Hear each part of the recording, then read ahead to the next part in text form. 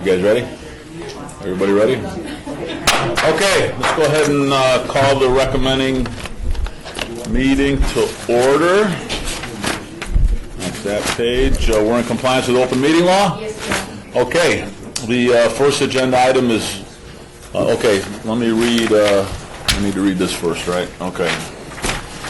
All right, if moved out of committee today, bill numbers 2011-37 and 2011-41 will be eligible for adoption at the November 2nd City Council meeting. The remaining bills, if moved out of committee today, will be eligible for adoption at the November 16th, 2011 council meeting. All right. So bill number 2011-37 is an abeyance item. Possible action amends the business licensing provision to adjust the regulatory and fee provisions that apply to certain professional businesses and employees of such businesses, proposed by Flynn Fagg, Director of Planning. Flynn, or you want to go ahead and do this? Okay. I'll make this quick update. If you recall, Mr. Sean Fellows was here last meeting, asked for a couple of changes to be made to this ordinance in the middle of page 5. If you recall, he wanted us to add reference to real estate broker salesperson, and also to indicate that while property managers would need to follow these rules, whether or not they had a location within the city or managed property located within the city, a salesperson didn't need to follow these as long as they didn't work out of location in the city. I indicated a need to check the NRS, have some discussions with our staff and with Mr. Fellows, and we have worked out the language, and that appears in your document marked First Amendment in the first page. We incorporated that language. I recommend you do pass the First Amendment. So what's the First Amendment again? Where is that located? It's the middle of Line page 12.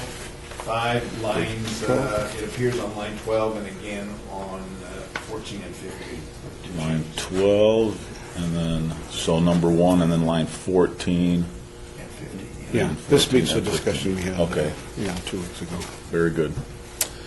Anything else? No, that's it. Okay, this is a public hearing, so who from the public would like to speak? And if you could just tell us your name and go right ahead. Good morning, Councilman. Sean Fellows, here representing the Greater Las Vegas Association of Realtors. Just want to publicly again thank the City Attorney's Office for listening to some of our requests on the language changes and for incorporating those. And the industry is very supportive of the changes that the Business Licensing Division have suggested, and we support this ordinance. Okay, anybody else from the public wishing to be heard? Okay, hearing none. Do I have a motion? Well, Mr. Chairman, the testimony last week and this week confirms that this bill can be moved forward, so I would move to amend and do pass bill number 2011-37. Okay, there's a motion on the floor. All those in favor? Aye. Aye. All those against? Passes, and this will be eligible for adoption tomorrow at the City Council meeting. All righty. Let's see, bill number 2011-38 for possible action allows banquet facilities as a permitted use in the M zoning district, proposed by Flynn Fagg, Director of Planning. Sounds like a good idea. Party in a warehouse. Members of the committee, the proposed amendment that you have before you would allow banquet facilities as a permitted use in the M industrial zoning districts. Currently, banquet facilities are permitted use in C1, C2, and CM district. Basically, what this does is it allows property owners greater flexibility in leasing vacant spaces to tenants, and we do have one particular use that's interested in going into an industrial district, and so consequently this would be of assistance to them as well. So staff is recommending approval of this. Okay. Anybody from the public wishing to be heard on this item? Okay, I'll close the public hearing.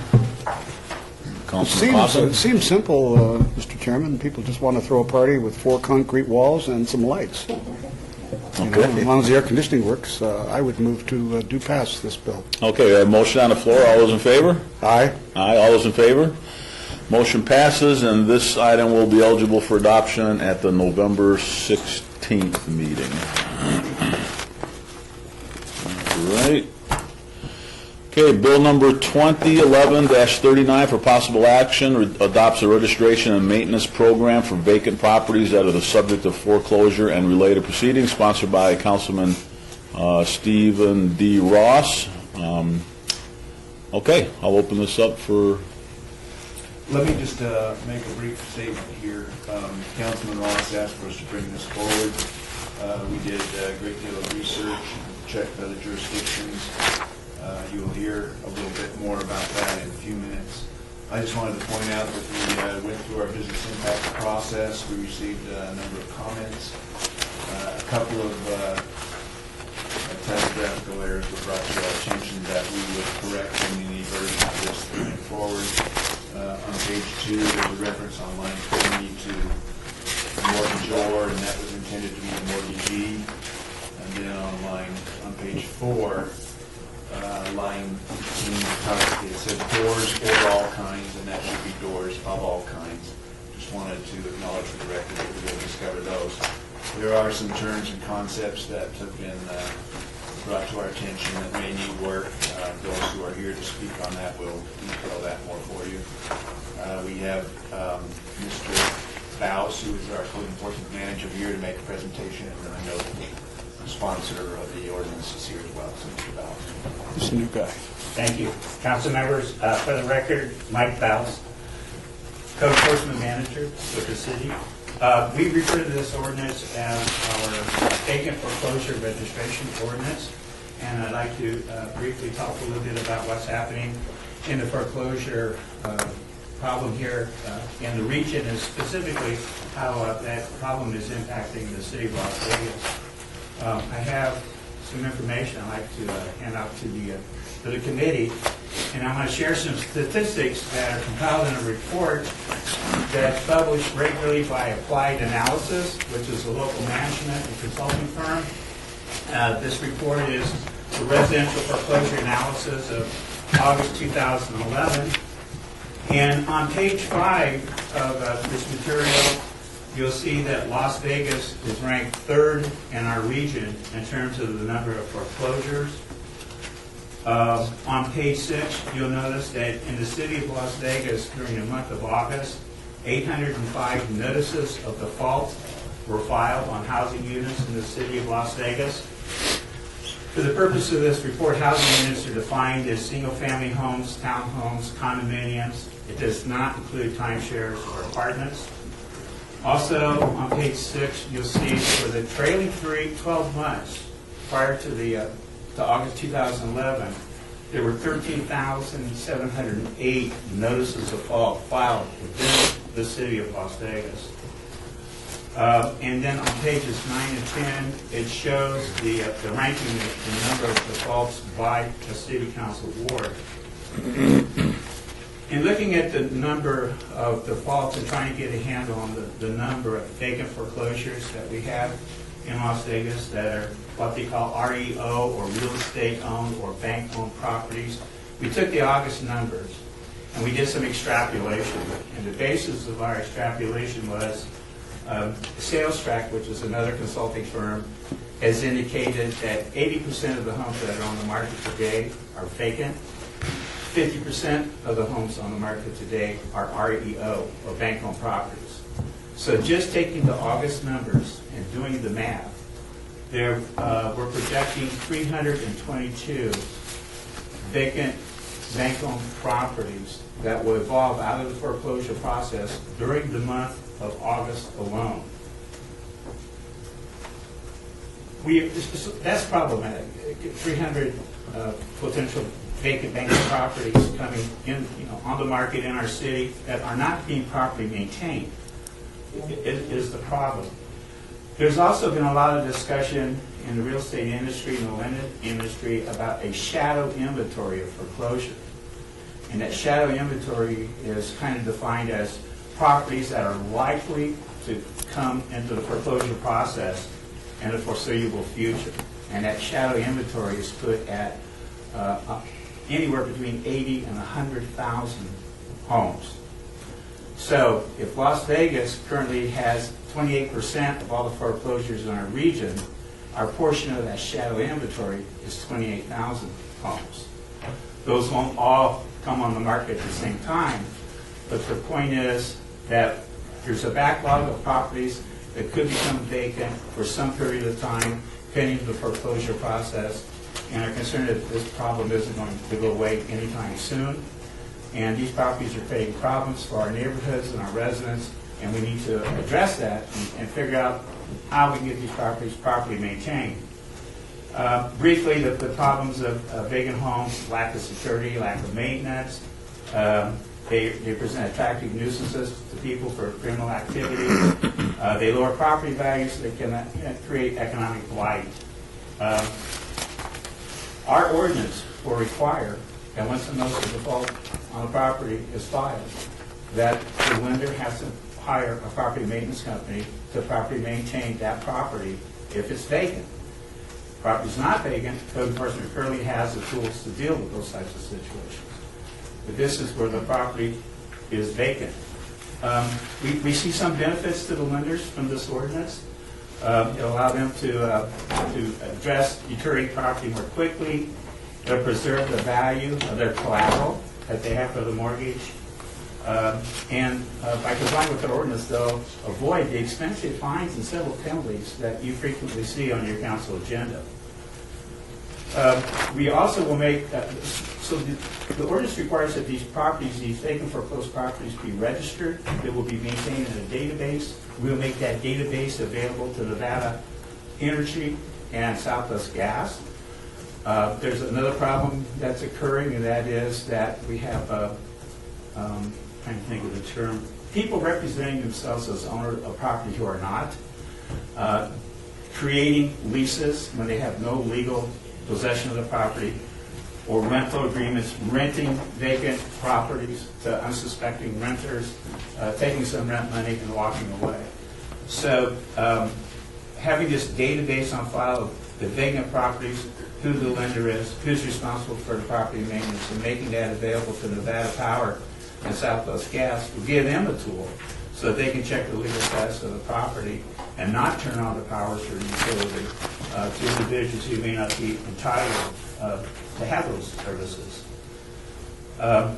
Today, code enforcement uses what's called the MERS system, which is the Mortgage Electronic Registration System, to track ownership of property and status of property.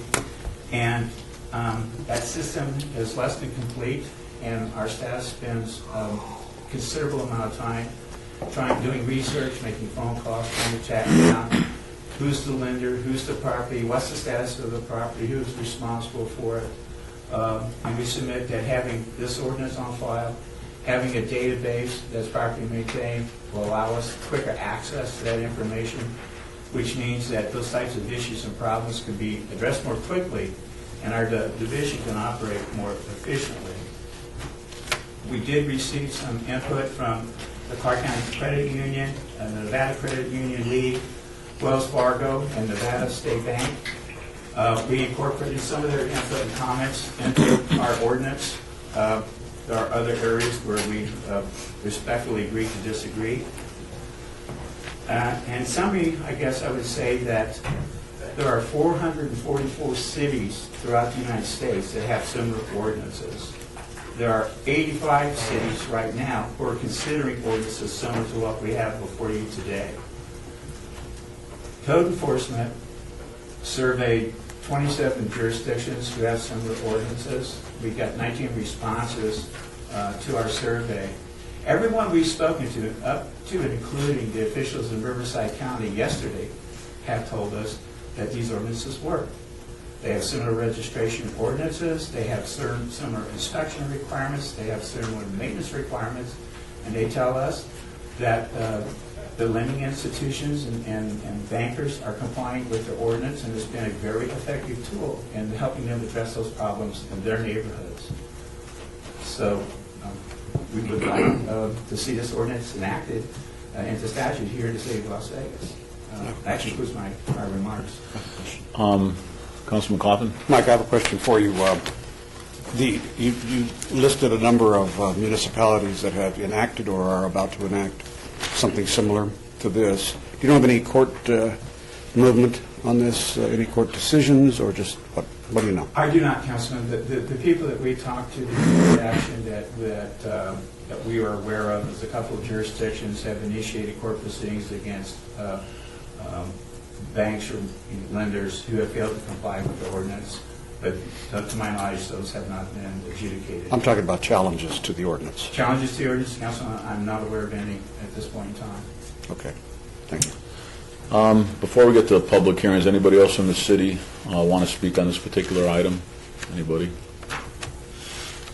Are you going to recognize me as the public or part of the city? You are a member of the city of Las Vegas, so I will recognize you right now if you'd like to say something. Thank you, Mayor Pro Tem. I appreciate that. And recommending committee members, thank you very much. Mike's done a fabulous job in presenting the how it comes to the line fours of this ordinance. I think it's incumbent for all of you to take a look at page 10 of this report that we get on a regular basis, on a one-by-one basis. So you can certainly see Ward 6's numbers are extremely high. I felt for a long time that we should be doing more as the city of Las Vegas, and council members, you recognize we've done all we can when it comes time for abatement of abandoned properties. We certainly hit the bank or whoever holds the note on the property with liens that are sometimes extreme to the point that they far exceed the value of the property. Nonetheless, we've got no good response from that, and it's not working.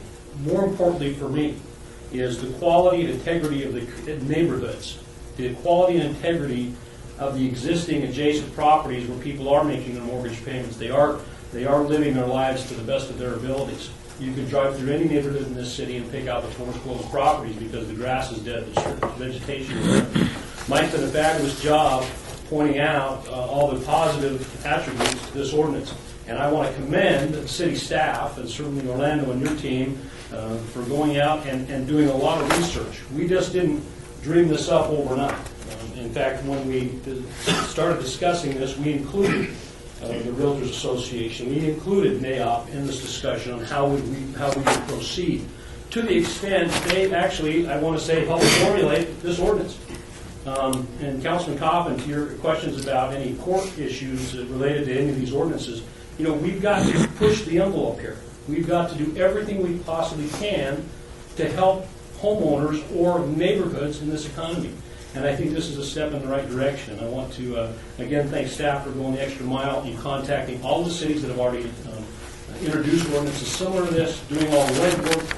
My friend Sean Fellows and his efforts with the Greater Association of Las Vegas Realtors, and Chris Larson over at NAIOP for their understanding of the need for an ordinance like this.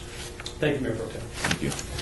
I do have one question I want to flush out a little bit more, and Mike, I don't know if you can answer this, or I know do we have representatives of the company that are involved in this? Are they here?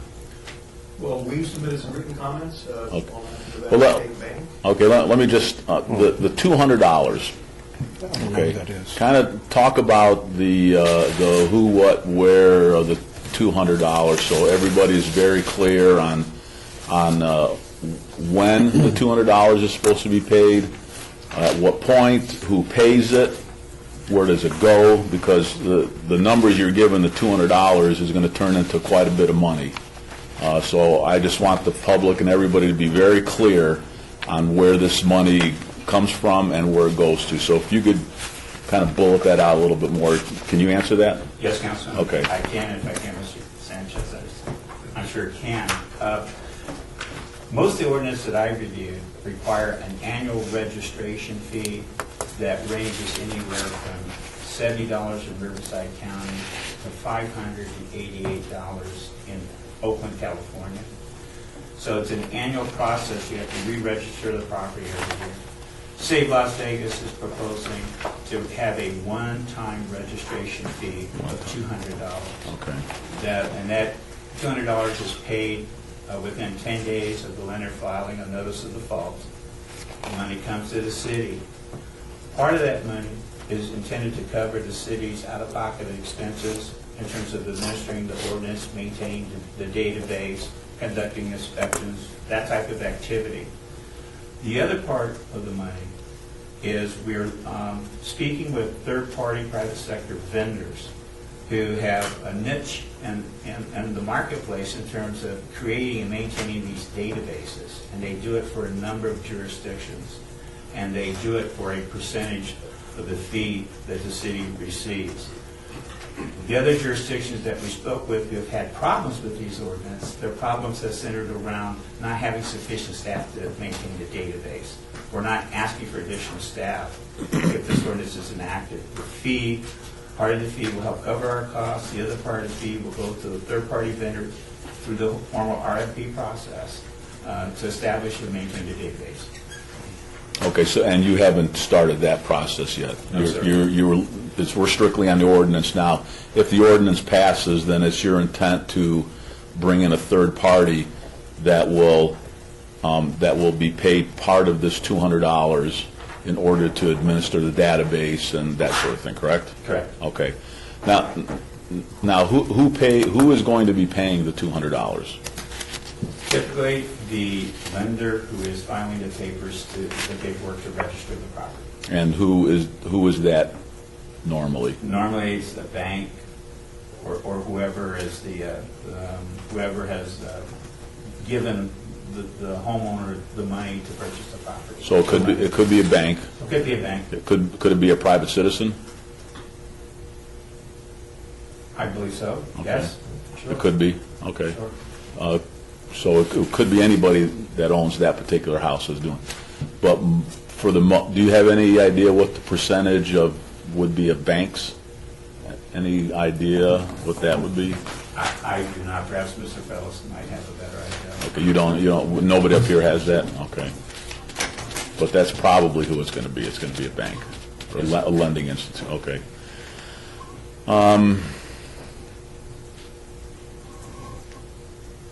Okay, I think that answers my questions on that. If you don't have any questions, I'll open it up for the public. I do have a couple of Mr. Ross. Okay, go right ahead. Councilman, thank you for bringing this bill. You know, we were both thinking along the same lines, and you beat me to it, so good for you, because this is my first rodeo, and you know how to run things around here.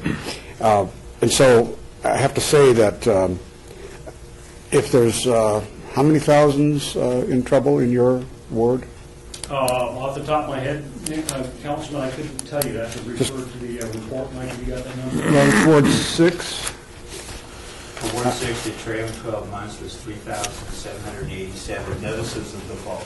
Okay, so there were that. I look upon it, Councilman Ross, as something to the, Ken, if I'm driving through my neighborhood, I get very demoralized if one house is unkempt or ruined. It might be a factor of 5 or a factor of 10 that one bad house affects the value of the others, which then not only hurts the person's morale, it may even discourage them from keeping their own house up, and it hurts property tax, and it hurts all kinds of things. So I think that we need something like this, and I don't know if amendments are coming. I'm sure amendments come. No bill with any good quality and any controversy is going to go unamended. So we definitely, we'll have to hear all the testimony on it. But I think you should be congratulated for bringing this action. Thank you, Councilman, and if I may, Mr. Chair, respond to Councilman Coffin. Again, you're absolutely right. You can drive through any neighborhood, and if you live in a neighborhood that has a foreclosed property, that the windows are broken out, the pool is green, and vegetation is dead, that kind of demoralizes that neighborhood. That's the biggest benefit, I believe, of an ordinance like this. Mike went over all the other great things that this ordinance does, even for the financial institutions, including NV Energy and Southwest Gas. But we as a city have to do all we can and point this in the right direction so we can keep those property values up. And to the real estate people I've spoken with, in fact, I've already got emails this morning on support of this ordinance and what folks need to do to help get this thing passed. Even real estate agents, my mother was one for many years in my adult life, and this helps with sales. This brings those property values up higher so that more homes will sell in the neighborhood. Nobody wants to buy a home in a neighborhood with 20 foreclosures down the street.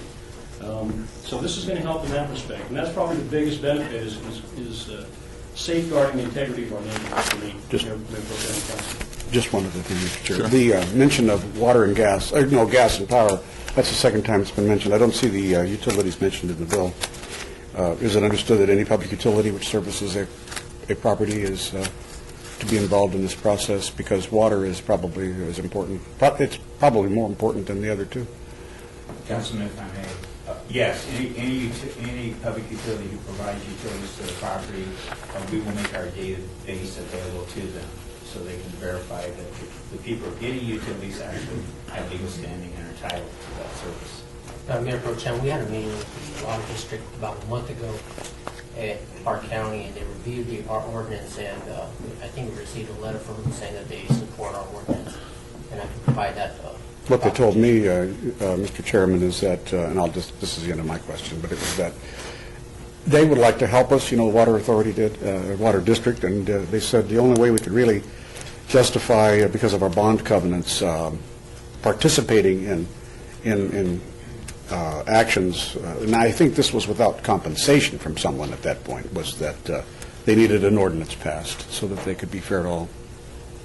And I think we're there, we're getting there, anyway. Okay, let's go ahead and open this up for a public hearing. Anybody who'd like to speak on this particular item, just go and come up one at a time and get close to a microphone. State your name and who you represent. Mr. Chairman, members of the committee, I'm Bill Hoffman. I'm President and CEO of the Nevada Bankers Association, and appreciate the opportunity to be here. This has been an ongoing problem. I empathize with the councilman and the discussion that you've had. This ordinance, as written, is actually a good idea. It's just not ready for prime time in its current state. And I comment on some of the things. You talk about your neighborhood. I live on a cul-de-sac. We're just counting that there's 16 homes on the cul-de-sac. 2 are currently in foreclosure. 3 have already gone through foreclosure and now rental properties. When we bought in there in January of 2007, it was all owner-occupied. It's not anymore. I'd almost like to see an ordinance about rental that says who you can rent to, but that's another issue. But the reality of it is, with respect to residential, and you've gone through some of the numbers, until we get through the problem, this will be an ongoing issue. You talked a lot about residential. You talked about talking to NAIOP. In fact, this covers all real property in Las Vegas. So it's also commercial, shopping centers, warehouses, office buildings, whatever. And I just want you to, everybody homes in on residential, but the reality is this does cover all properties in Las Vegas. I guess one of the concerns, or a concern, and as you were discussing the ordinance, you kind of lumped a bunch of stuff together that all those words have meaning. The trouble is they have sequential meaning. REO means real estate owned. It's actually OREO with respect to a bank because they can own a building that they're in. But it's the other real estate, the stuff they don't want to own, that we're talking about. A bank does not own that real estate, that other real estate, until after the foreclosure sale. We were just talking before the meeting started. This talks about pending default. Well, the irony is that until the day the bank gets your payment, you're always pending default. We don't, your payment's due on the 1st, but you got a 15-day grace period, and you see on your statement that says if you don't pay if you pay the 16th or after, you owe this much more money. The reality is you're pending default until every monthly payment hits the table. So, you need to be very careful about what triggers the activities that this ordinance contemplates. I would suggest that the thing that is closest to default, or the thing closest to being the trigger that makes some sense, is actually the filing of the notice of default and election to sell. That triggers the requirement in Nevada, under the non-judicial foreclosure statute, that you publish notice of sale for 3 consecutive weeks. So you had 21 days notice. So if in fact the day that the lender or the servicer on behalf of the lender, whoever's handling the foreclosure, goes down and makes that filing, that ought to be the day that you do this, because that's the day closest to lender perhaps becoming the owner of property. Who knows? Somebody else may outbid them, but the reality is that's when you know that you're really gotten serious about this. But because remember that back in 2009, the state of Nevada, with respect to residential, imposed mediation. So the reality is what used to be a roughly 6-7 month timeline because of requests for mediation and the like. In fact, you missed payment one. I start calling you and send you letters. 30 days later, you're 60 days in default. I've sent you more letters and more phone calls. Maybe you made arrangements to pay. So we defer action. So, it comes, that period is kind of loosey-goosey until the point where I finally say, okay, this is it. Now we're playing hardball, and it's time to talk about the sale of this property. So I would argue that that's probably, if you're going to trigger an ordinance like this, that's the time to think most about it. The lender, and it's kind of been alluded to here, the lender has no right of entry to that property until such time as they actually own it. And the irony there is even after the sale, there's about 3 more days before you can actually go in because of the way the system is set up relative to eviction. So it's trespass for the lender to go on that property. Now, that some mortgages provide that the lender has an obligation or a right to protect their interest in the property, but that's talking about buying insurance. If you fail to buy your homeowner's insurance and give them proper notice of who they are, then the lender has a right to go out and buy homeowner's insurance. It's not talking about, or in general, doesn't mean I have a right to go in and do all kinds of stuff. The hole in the roof or the shingles blew off or whatever, the tiles got broken. As the lender, I don't really have a right to go in and do that. State law relative to HOAs last session, in the 2009 session, put in some things that the homeowners association could go in and spend some money to take out dead vegetation or whatever, but they didn't extend it to the lender. It was a homeowner association activity.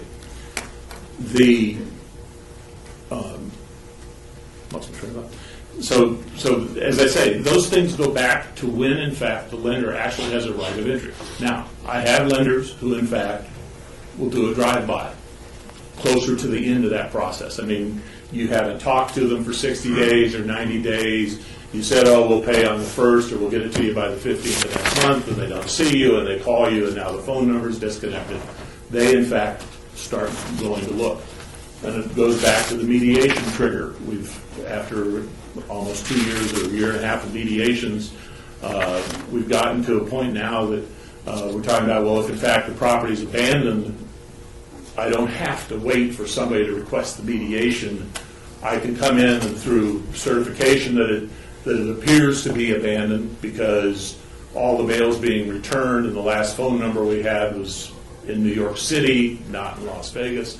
We can start making some presumptions. But what that triggers is a presumption that I don't have to have the mediation. Now I can move forward with the rest of the foreclosure, which gives me the right to go forward with the sale. But the reality is, I don't have this absolute right of entry. It's trespass. I can't go. I guess I drive by and the lawn is dead. But the reality is, if you go in some neighborhoods, a lot of the lawns are pretty dead. It's a function of Las Vegas and people conserving money and not spending on water. So if palm trees are drooping over the walls, probably there's a problem. And you made a comment about the utilities. The water company and the electric company are probably among the first to know that something's gone wrong here because they probably haven't been paid. They've probably actually gone out and shut off. One of the things that we found on a universal basis is if there are utilities on in that building, then the likelihood of somebody coming in and attempting to, a false lease or, renting to unsuspecting renters and all these kinds of things, it increases that opportunity. The second thing is, in terms of attractive nuisance, it makes it a great place to go play. Let's go in and flood the house. Let's go in and see how much water can cascade down the stairs and all these other things, which is why, in fact, after a bank comes into possession, they keep the utilities shut off. You don't want somebody going in there ripping out fixtures and causing electrical sparking to cause a fire. You don't want them, as I say, turning on the water to flood it out. And you don't want to make it attractive for somebody to come around to the backside and, jimmy the sliding door, and now they take up residence, maybe with an ice chest or whatever, but the reality is, it's not a bad place to live for a while. Anecdotally, I believe I saw articles 6 months or so ago, and then the police showed up and evicted, forced somebody out that obviously didn't want. They saw them go down the street and go into another place. So clearly, they planned ahead on how they were going to do these things. Going back then, we've hit a trigger point, whatever you decide the trigger is. The 5 days to provide the notice, is that business days or calendar days? Because obviously it makes some difference. And reality is it probably ought to be 10 days if you're going to have a hard number, and it ought to be 10 business days. What section are you talking about there? I got way too many circles here. Just so I'm clear. 5 days. I'm looking on page 3, line 15 of the document that I picked up off the table here. No later than 5 days. Okay, very good. Right. I would suggest that 10 business days is certainly a better number than 5 days. The provisions that you have in here about registration and who in fact is going to do the registration, I would argue that in so many cases you talk about banks. I'll talk about financial institutions, but we could also talk about mortgage-backed securities that aren't in the bank realm. They service these things. Wells Fargo is a servicer, BA is a servicer, there's lots of servicers. The requirement that they not provide, I can understand wanting a street address, but the reality is that a P.O. box and a department number for many of these institutions is a much better thing than a street address, because for example, the mortgage division of the institution may not be in the state of Nevada. It could be somewhere else. And they've centralized that notice place. There's a senior VP in charge of that kind of activity, and that's how he keeps track of what's going on. It gets diffused back out into the environment, into the Las Vegases, where they have property managers and people who in fact are responsible to them for going out and verifying that the property is vacant when the pool is drained and all these other things after it has become real estate owned. So just flat out saying you can't use a P.O. box is probably not the best thing in the world. And which section are you looking at? I'm on page 2, line 25 of that instance. Page 2, okay. You mentioned the typo correction, the typo, page 2, line 20, the mortgagee versus mortgagor, and that certainly is appropriate there. The maintaining, we've talked about now that the utilities are shut off. So maintaining the property to the neighborhood standard. Well, during that 6 months or so that we talked about, that somebody could be in occupancy, but they've in fact allowed, they shut off their irrigation system. They've done whatever they can do to cut their expenses. So the reality is they're in Dutch, if there's a homeowners association, they're in Dutch with the homeowners association over the denuded landscape or the dead landscape. But the reality is the way this is written, I in fact, it says, well, if it's not there in the first place, you don't have to do it. But I was looking the other day, we've been out of town for 2 weeks, and we came back, as I mentioned, we got 2 foreclosures up the end of the street. One of them has the do not trespass. It is OREO. The other one just has all the other notices that the state now requires to be posted that, we're having problems here. And I looked, and the homeowner, at least in that case, went out and just cut everything off. Now, it gets rain and starts coming back up, but the reality is, in the end, if this is a place that we've shut off the water and electricity because of safety issues post-foreclosure, or during, whatever got shut off, I don't really have a way to come back and maintain that landscape. I mean, I can, the world would be a better place if we actually came in and did cut it off and just let it, whoever buys the place is going to buy it, knowing that they're going to need, $5,000 worth of landscape materials to bring this place, back into the realm of a decent house. I want to turn now to the enforcement of this. You got criminal prosecution in there. Well, first off, I didn't find anywhere in the ordinance that there's a right to cure. That in fact, as an institution, we think we're okay.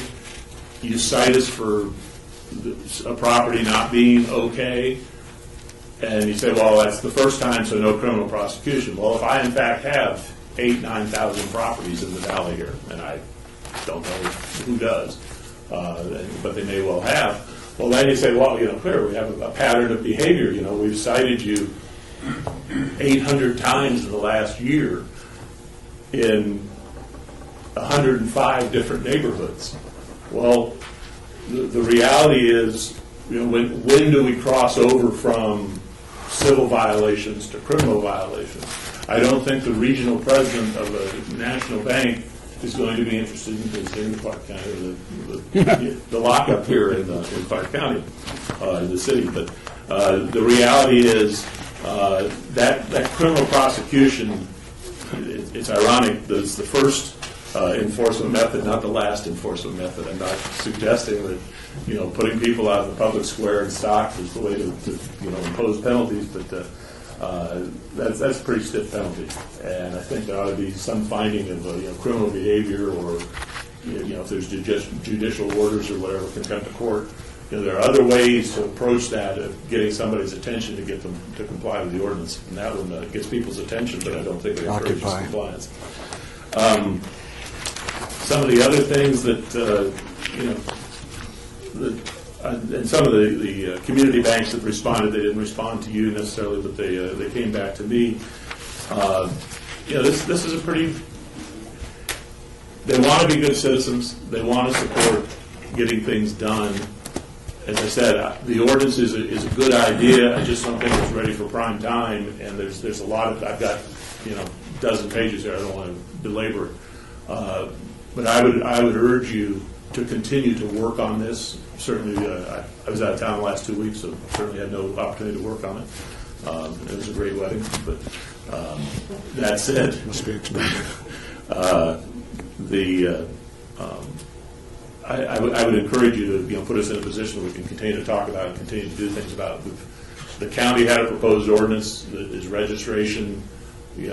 I will say it's more benign than this one, but I think in the end, probably valley-wide, Henderson, the county, North Las Vegas, the city, we ought to have something that's very similar for all of them. So if somebody's sitting there in your compliance shop at your institution or your servicing department and says, okay, now let's see, where is this property? I can remember when I first moved to Summerlin and the idiots striped the road entirely wrong. Nobody ever did figure out exactly whose responsibility that side of the intersection was. It just ultimately got fixed because somebody figured out it was stupid. And that's the kind of thing that we need to have a county-wide system, or at least this part of the county-wide system, so that in fact we are, south side of Charleston looks the same as the north side of Charleston in terms of how the ordinance is done. So, with that, I'd happy to answer any questions. This is as you mentioned, and as the staff mentioned, this is a national problem, and little by little we're working our way through it. But when you see that a city in the Northeast or the Midwest or whatever, where they actually get rain and other things, it's a little easier to keep vegetation going. Here, it's tough, and sometimes, as I say, you're better off take it all down and basically have a clean lot is easier to maintain. Boarding up makes sense. Replacing glass so that kids can break it again, that's or others can break it.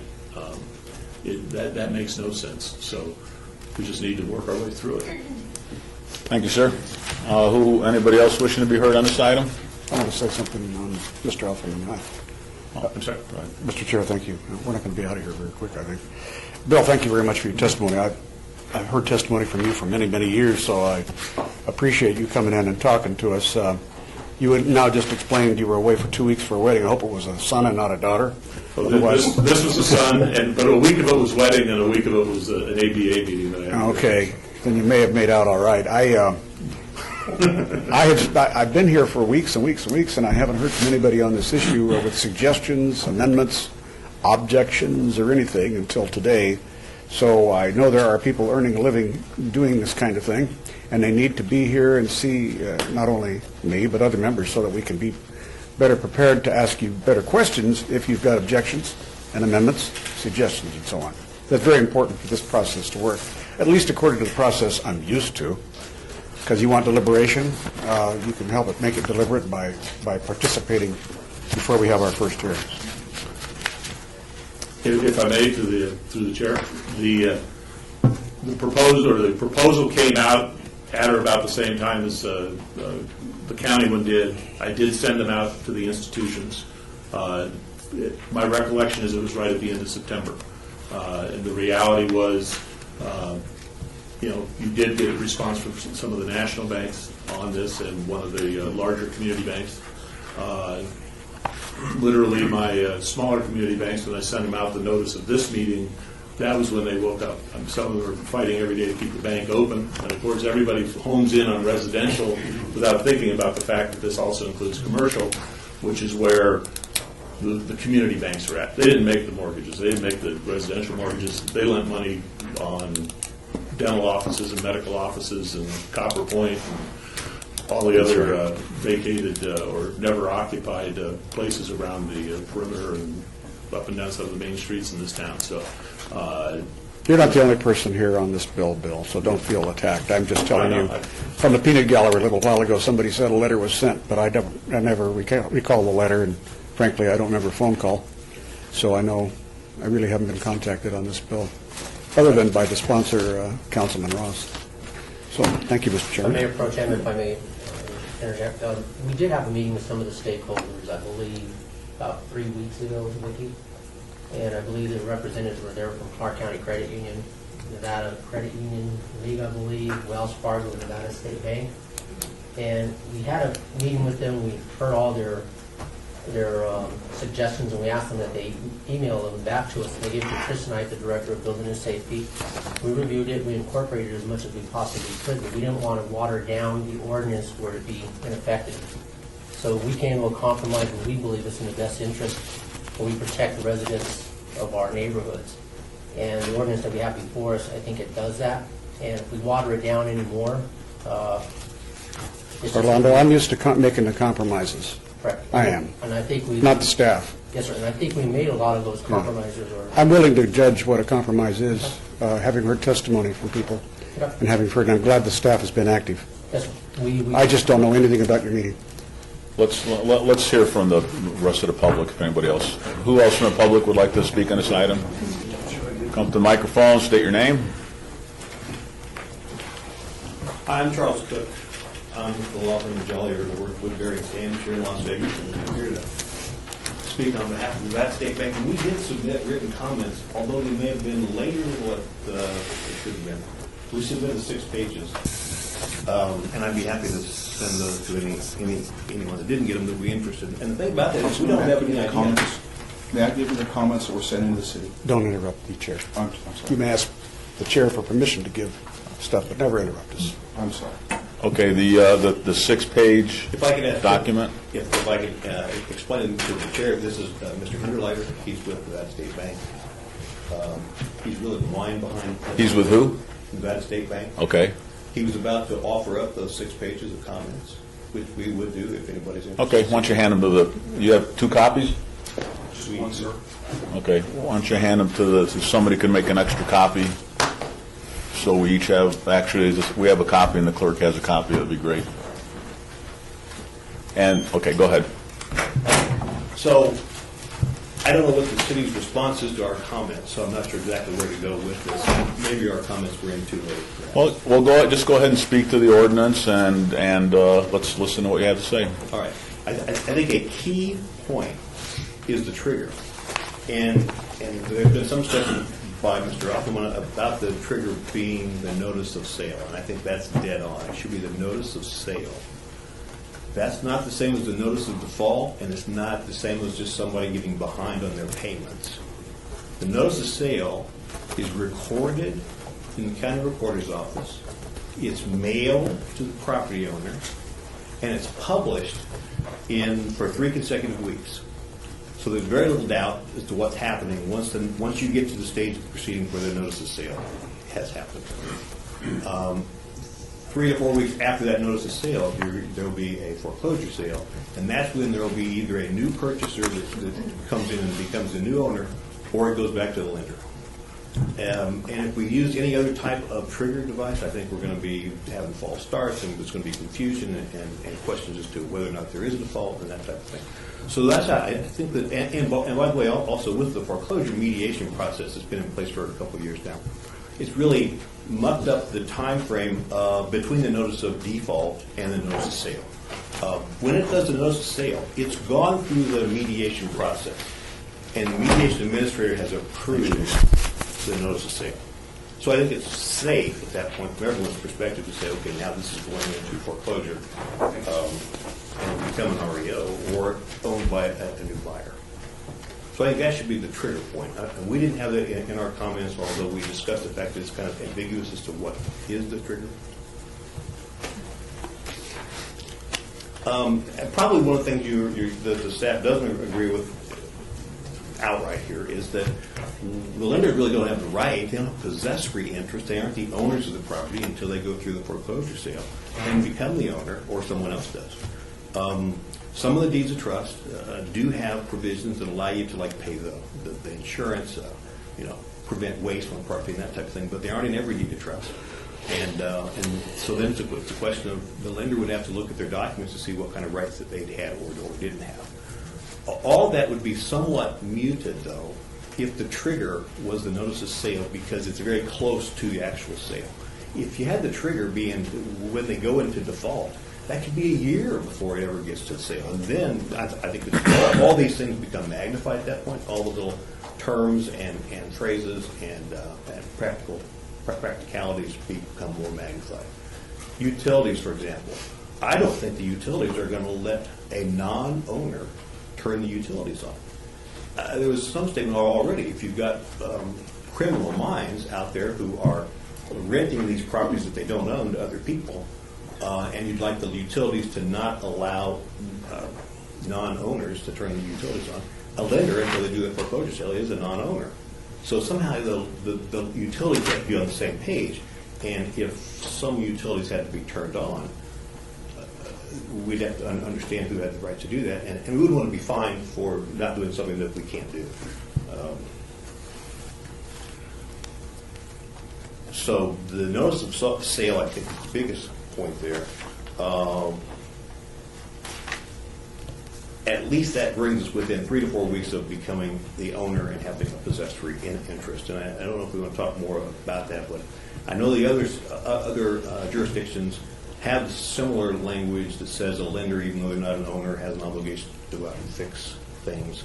But those might be challenged in the court. And if we could avoid, by just putting our heads together, avoid a court challenge on this, I think would be a good thing. Let me ask you a question, sir. And full disclosure, I've been with Nevada State Bank for 30 years, and they've done a great job for me, so I can still answer questions, right? Me too. Don't worry about I'm it. okay? All right. All right, thanks. I've got any free interest. You know, the whole point of this ordinance is to hold, these financial institutions accountable for properties that are deteriorating, right? I mean, that's why we're here.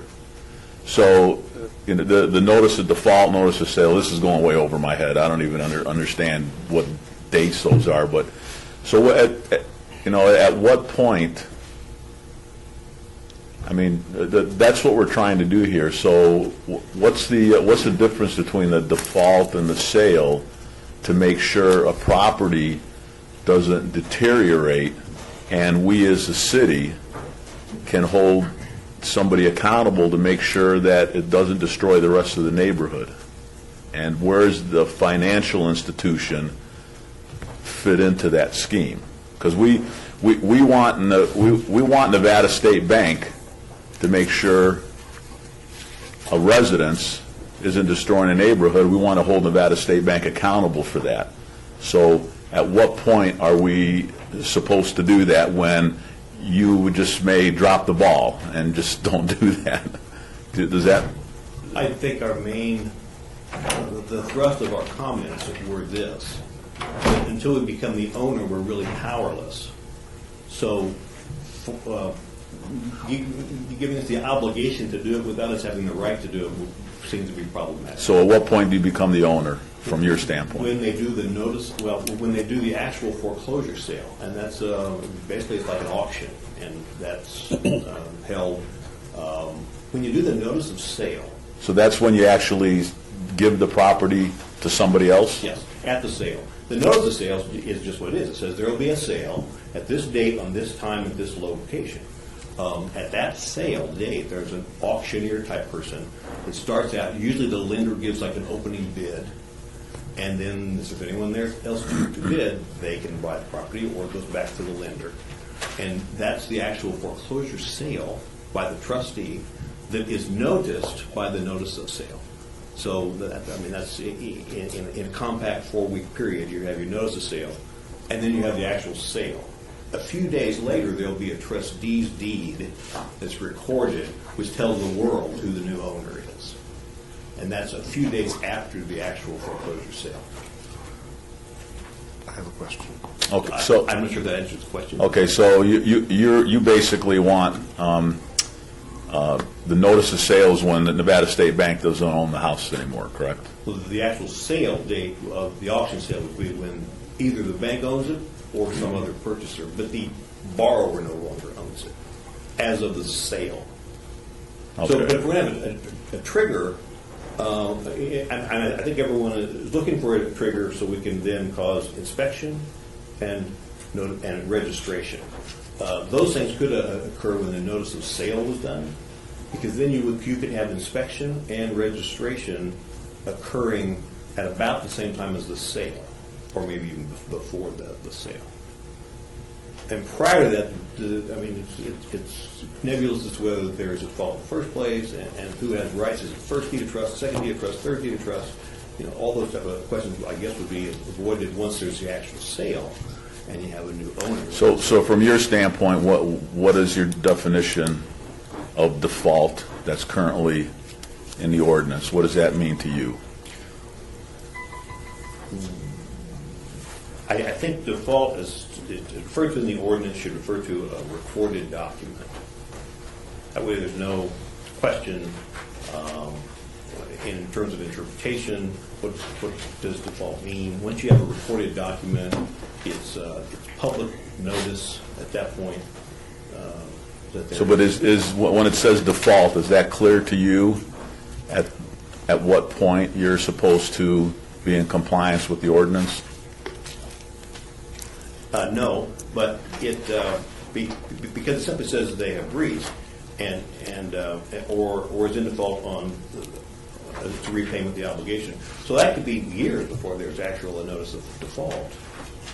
And I guess that's the point. I guess that's the point of the ordinance is the years that it's sitting there and nobody's taking responsibility for the property. It goes to crap, and that causes the neighborhood to go to crap because, it goes back to the broken windows theory in law enforcement. If you don't fix the window, then it tells other people in the area they don't care about the neighborhood, and then the whole neighborhood deteriorates. So during that 2-year period you're talking about, who's responsible for taking care of that residence? the owner of the property. And who's that? Whoever owns, well, that's a record title question. And they're gone. They've left the state, and so I guess that's kind of where that's the rub here is that the person who's in the house has left, and it's sitting there, and the only one that's around is the financial institution that has made the loan on the house that is eventually going to take ownership of it and sell it. So during that 2-year period, who's responsible for upkeeping that home? Right now it's the city of Las Vegas, but that's getting old. That's, that's getting tiring. We hear this at city council meetings, and code enforcement is going out there, and, we're trying to get somebody else to step up to the plate and take care of that property, and the only one that's around is the financial institution. Well, let me ask this, would it be the holder of the first deed of trust? Would it be the holder of the second deed of trust? Now you're throwing, I don't know. Go ahead. Charles, you're doing a good job for your client, but somewhere along the line, I think we have to figure out who has the paper. So let's assume that someone has the paper and someone has a servicing contract, or at least is, if we can't find them sometimes, and maybe you can't either, or your bank can't, but somebody between notice of default and notice of sale has control of the property in some fashion, de facto control. Because I can't go into that property, and I'm saying any teenager, anybody, except the person who has de facto control. Who would have de facto control? A representative of the paper holder, let's say a bank, for example? A servicing organization? Who? I don't think that the banks or their lender or their, even the trustee, the trustee on a deed of trust is going to be that neutral third party that holds legal title, if you will. They do their trustee sale. Typically, a title company acts as the trustee. But even the trustee isn't going to have the right to go on the property. Well, wait a minute. We get these things solved, though. We do have people appearing in front of us who are responsible for this property. Who would be Nevada State Bank's representative, if you will? You're protecting your interest. Your client is protecting his interest. Some sort of servicer is doing that for you, even if you don't have the total sale consummated. Who is that?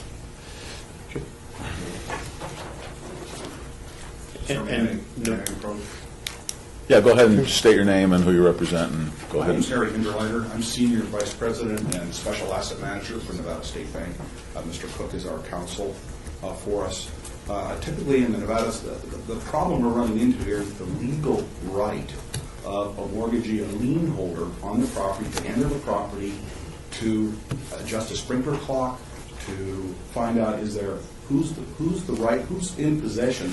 The lender is simply just a lien holder on the property until the foreclosure actually occurs and it becomes the owner of the property.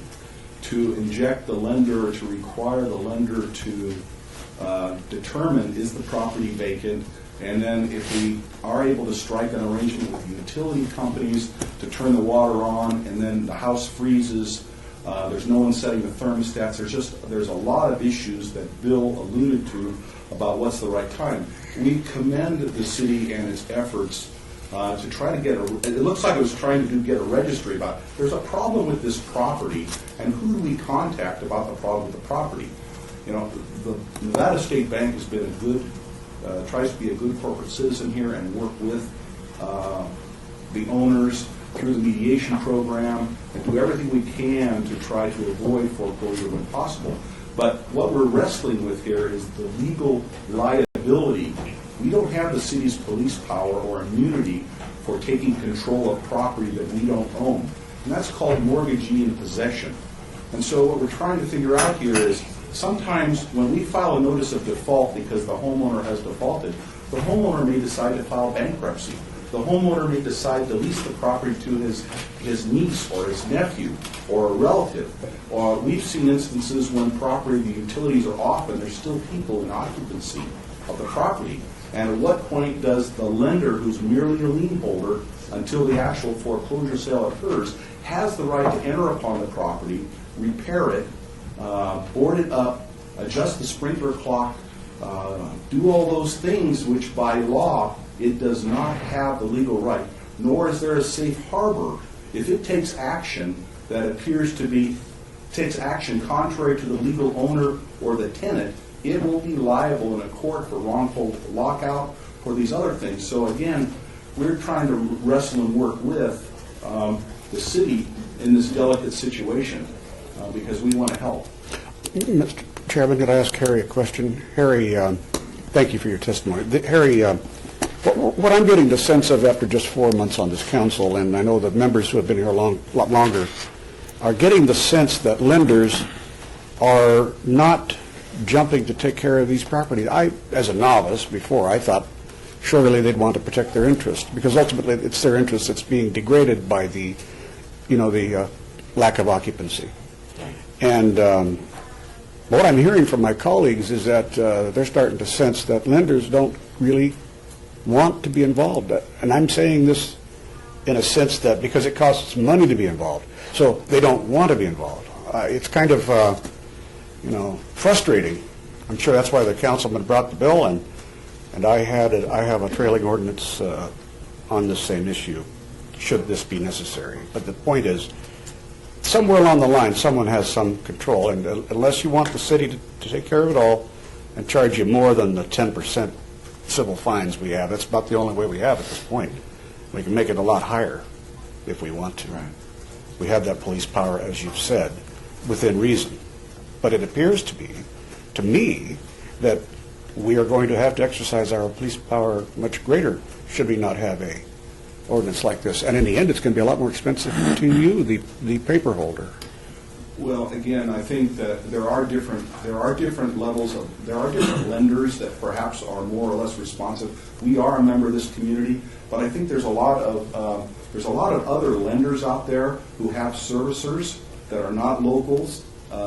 We have an OREO department, we have managers, we have inspectors, we have the realtors go out and look at the property and what's going on and what can we do. So I think I don't think the city's having a problem with out-of-state banks. And I'm not either, Harry. I've been a depositor since Pioneer Citizens, which Right. goes back 40 years. So your prior successors Right. have interest in this bank. But So there's Fannie trust me, Mae. I know you guys aren't big in home loans. Right. Yeah, I know that. So we're just trying here to help. Again, we're here to try to work through and find, is there a way that we can negotiate something and work something through that works for everybody in this difficult situation. So if I understand your testimony correctly, then you're in favor of the bill, you just want more clarification in certain sections of the bill, so you have a better understanding of what your responsibilities are, is that correct? Well, we'd like the trigger, as council suggested, to be the notice of publication, because once we publish, Right, yeah, we're taking control. I've heard that, but that's basically, you're... Right, because you what do we agree. do if they're in Hold on. Just want to be clear, just kind of a yes or no, you're in agreement with the bill, there's just certain sections that you want clarified. Is that an accurate statement? Yeah, it is accurate, and I think also we'd like to maybe look at some of these and sit down with your city attorney's office who's drafting this and make sure that there's a provision. So, for Correct. example, if they file bankruptcy or if there's a receiver put in place, Okay. those type of things, somehow, That's great, that's So the what... legal issues are addressed. Okay, thank you. Anything else you'd like to add? I don't think so. Anybody else in the public that would like to be heard on this item? Sir, and I apologize for approaching it improperly. I haven't been here before. It's okay. Thank you. Mr. Chairman, Councilman Coffin, again for the record, Sean Fellows representing GLBAR. Just want to say, number one, publicly, we want to thank Councilman Ross and his staff for working with us on this ordinance. Really from the get-go, he reached out to get industry input and opinion on this and how to ensure that private property owners were protected in the process. 2 points I want to bring up. Obviously, I don't want to reiterate any concerns that were mentioned already, but on page 2, line 15, there is that line of pending default by the mortgager. It's obviously an ambiguous term, and that's a concern that the association had. Again, we support the intent and what the goal of the provision is to do to ensure that the continued blight and negative effect in our community ceases. Obviously, you have code enforcement mechanisms right now, but I can tell you when you lien a property, multiple thousands of dollars of fines and liens on that property, it's the new property owner that is most likely going to be one bearing that cost. So as a result, those blighted properties will continue to do so because those individuals are going to look elsewhere. The only concern that we do want to raise is just a concern of access to the database. Obviously, the goal is code enforcement and to ensure that is maintained. But just if there was some way of making it a code enforcement, law enforcement document, we just have obvious concerns of criminal enterprises out there going and using the list as a target sheet. The last thing you need is an individual to know in a particular residence, in a particular ward, these are the 12 homes on this block that we can go vandalize, we can squat, we can run prostitution, drugs, et cetera, out of, which obviously has an effect on the community. Those are really our own concerns, and again, we appreciate the city manager's office as well and the attorney's office for their support. Thank you. Anybody else wishing to be heard on this item from the public? Okay, I'll close the public hearing. I'll make just a couple of comments and the questions, and then you can make a couple of comments or questions, whatever you'd like. So, basically what I've heard today is that people are in support of this bill. They are in support of the intent of the bill, and I agree with that. But there have been some issues that have come up that need to be kind of flushed out a little bit more. And some of the things that I wrote down, and just for edification, so are commercial properties supposed to be involved in this, or is this just residential? The whole thing about default and notice of sale and when the $200 and when they're registered, that needs to be flushed out a little bit more, because I'm not really clear on when that should happen. And because this is an ordinance, these ordinances have to be very clear so everybody knows what they're supposed to be doing. I mean, the last thing we want is an ordinance where there's people don't understand what they're supposed to do, and then they're held accountable for something that they didn't have to do. So we need to go through that. Going on the property, when can somebody go on the property and actually repair things? I'm not sure exactly when that's supposed to occur. That needs to be flushed out. Some other issues are page 3, line 15, the 5 days, just so we're clear on that. Page 2, line 25, the address, that was brought up. Page 2, line 15, that was also brought up. And the other part that's I'm a little concerned about is the criminal prosecution. I mean, who exactly would be? I mean, this is a misdemeanor, which means you could go to jail for up to 6 months, right, Val? Somebody could be held in jail for 6 months over this. Who's going to jail eventually if they came to that point? I mean, is the president of Bank of America going to jail, or I mean? I can tell you that. And should this, I guess you got your own people that you want to put to jail? You already got them identified, Councilman Ross? Okay. Harry's got a bail agent. And I guess the question is, should there be criminal prosecution attached to this, or should this be more of a civil issue? So the first question is, who goes to jail for 6 months? Whenever you have a violation that's made criminal, and 95% of what we have and what the state has and what everybody else has is criminal. You got to put some penalty in there, and traditionally what we've had is criminal. In the last few years, we've added a few things to civil because of the deficiency in the criminal process. But up until 10 years ago, an officer of a corporation that violated the law was subject to fine or jail. Does it happen? No. Does the fine happen? Yes. That's the way we typically have enforced our ordinances. A few years ago, they put our parking into civil. We have some other things that are heading towards civil because the criminal process hasn't been responsive. But we don't have a lot of authority if we don't have something on the books. And the problem with the civil process is you have to establish one and fund it. And we don't really have anything like that. So that's why we put in, our choice is to not put in a penalty at all. And of course, we may not get compliance if we don't have a penalty. So our default is criminal. We put in here some other options in the event that the council can find another process and fund it. But the criminal prosecution is listed first because that's the way we enforce our ordinances. So who would, again, I guess what I don't understand, who exactly would go to jail? Well, when corporations are prosecuted criminally, it doesn't happen much, an officer has the potential to go to jail. That's just, that's the history of crime in America, because that's what happens when you have a corporation who is a criminal. So our criminal prosecution unit would identify an officer for that corporation and arrest them? Is that, Well, I don't think arrest would happen. A complaint would be filed against the corporation. If the corporation were to be found guilty, someone would be ordered to jail. I don't know who that is. okay, and that would be, part of that would be adjudicated in a Right. judicial proceeding? Right. Okay. So you're not actually going out We are handcuffing not people going and to throwing, identify okay. which person. Okay, very good. Okay, you would file a criminal complaint, and then that would be sorted out in a judicial proceeding. Very good. That makes a little bit more sense to me. Okay, those are my comments.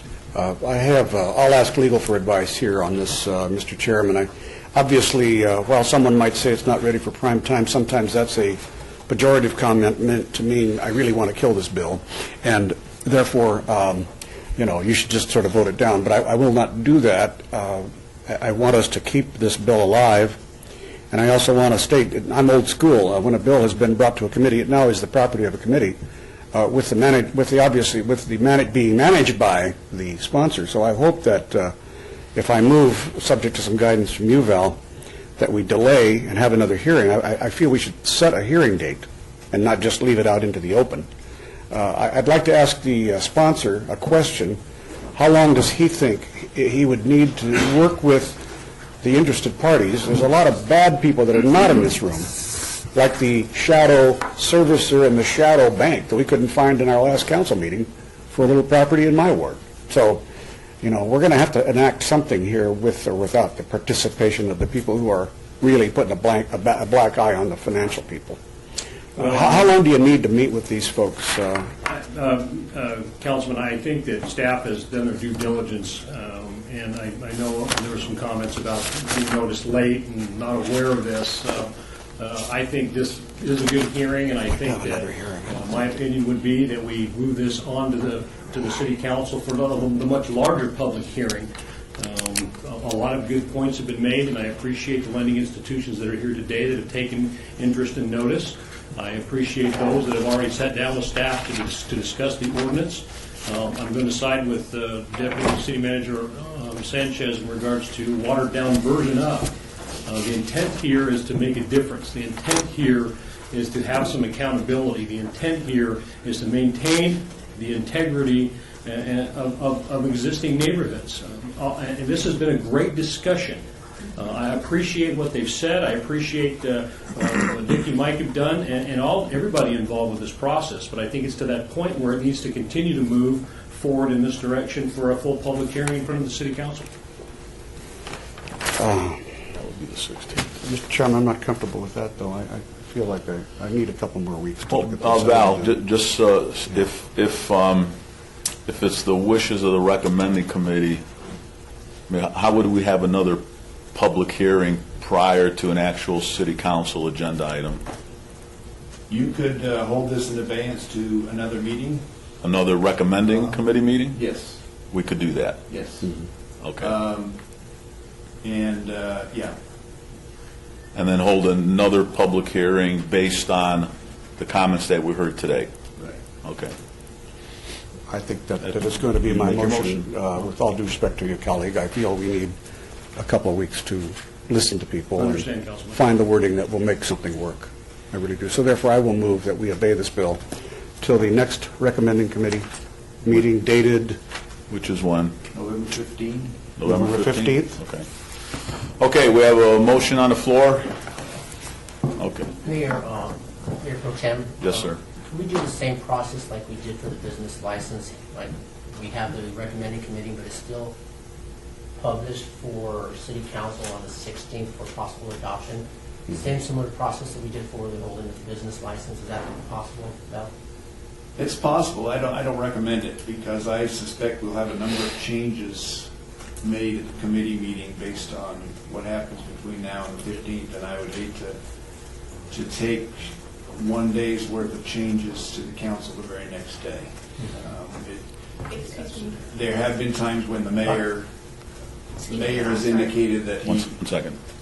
that he hasn't had time to process it and has sort of indicated that he wants the time to do that. So not that he's here anymore, but that may be a concern for the council members. Okay, very good. Go ahead. I believe this bill is But already... just come up here and state your name and for the record. Vicki Skilbred, Chief Deputy City Clerk, and I believe this bill has already been published. Has not. It has not. I had a note that it had been published on the 20th. I apologize. We can check it, but it shouldn't have been published. So your motion could be to the effect that it's heard on the November 15th recommending committee, and then it would go to the city council 2 weeks later? Is that, If it comes out, I mean, if it comes out? yeah, once we know what you do with it, then we publish it, and then the clock runs that dictates what meetings will be eligible for adoption. And that is the motion. Okay, that's your motion, and, okay. All those in favor of the motion? Aye. Aye. All those against? Motion carries. Thank you very much. Appreciate all of you coming out. Now, All right, Bill number 2011-40 for possible action updates Chapter 6.60 at the municipal code pertaining to pawnbrokers to conform to recent changes in state law, proposed by Flynn Fagg, Director of Planning. I will make this presentation. The last session of the legislature increased the maximum amount of interest that pawnbrokers can charge, and also decreased the minimum amount of time that pawnbrokers can hold property in pawns. We are simply conforming our ordinance to the changes made by the legislature. Recommend approval. Okay. This is a public hearing. Anybody from the public wishing to be heard? Okay, I'll close the public hearing.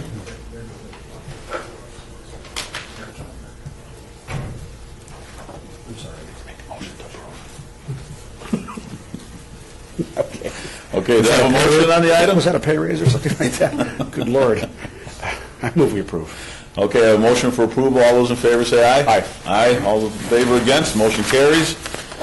Item number 7, bill number 20, and that bill will go to the city council on November 16th. Bill number 2011-41 for possible action authorizes the issuance of City of Las Vegas, Nevada, and its general obligation limited tax medium-term bonds, Series 2011A and Series 2011B, taxable in the combined aggregate principal amount of not to exceed $36.5 million, and providing other matters relating thereto. And I don't see a sponsor. So who wants to comment on this? It's us. Huh? It's our Okay. finance guys. Anybody want to make any comments on this? Bonetta? Bonetta Appleyard is here if you have any questions about it. All I can tell you is that this is a step that we need to go through in order to issue these bonds. The projects are identified in your backup website, school, etc. We got briefed on this 2 weeks ago. If you have any questions, Bonetta is here. Very good. Yeah. I'll open it up for a public hearing. Anybody from the public wishing to be heard? Seeing none, close the public hearing. All right, Councilman Coffin? Yeah, Mr. Mayor Pro Tem, I'm going to move that we approve this bill. Okay, I have a motion on the floor to approve. All those in favor say aye. Aye. Aye. All those against? Motion carries unanimously. And that will be heard on November 2nd, tomorrow. And, let's see, citizen participation, public comments during this portion of the agenda must be limited to matters within the jurisdiction of the committee. No subject may be acted upon by the committee unless that subject is on the agenda and scheduled for action. If you wish to be heard, come to the podium, give your name for the record, the amount of discussion, any single subject, as well as the amount of time any single speaker is allowed may be limited. Everybody from the public wishing to be heard on any item. Okay, seeing none, I'll close the public hearing. Do you have a motion to adjourn? I move to adjourn. All those in favor? Aye. Okay, we are done. I'm going to take out this stuff for